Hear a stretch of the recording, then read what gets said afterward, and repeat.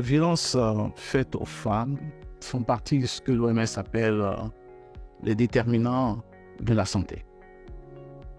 Ces déterminants de la santé s'ajoutent aussi à d'autres déterminants qui sont essentiellement la maltraitance, les violations de tout genre. Et ces déterminants ont un impact sur le niveau de recherche des services de santé.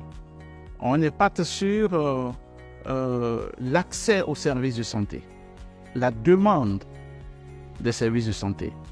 Et ce qui met ces femmes qui sont victimes de ces violences sexuelles, de ces violences faites aux femmes, dans des positions où ils auront du mal à avoir accès à la santé. L'autre élément que je voulais souligner, c'est la capacité pour l'OMS de travailler dans ce domaine. Et pour ce faire, nous avons élaboré une feuille de route 2023-2030 pour lutter contre la question des droits humains et de protection des femmes.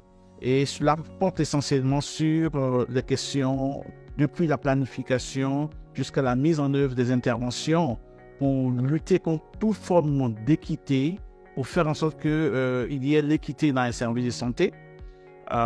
L'autre élément et le dernier point que je vais souligner par rapport à comment est-ce que nous investissons dans ce domaine, c'est vraiment le plaidoyer et le renforcement des partenariats avec les autres acteurs.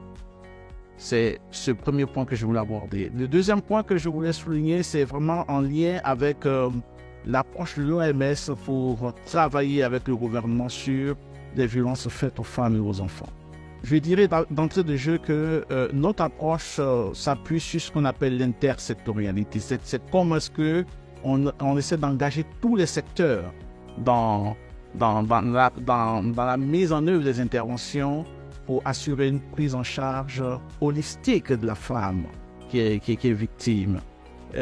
Deuxièmement, la question des données, c'est fondamental pour l'OMS parce que sans données, on ne peut pas planifier. Et puis, le dernier aspect vise à faire en sorte que nous puissions intégrer l'offre de services dans les structures de santé. Et cela passe essentiellement par le renforcement des capacités des acteurs à pouvoir détecter, à pouvoir prendre en charge, à pouvoir prévenir toutes les violences qui sont faites aux femmes et aux enfants.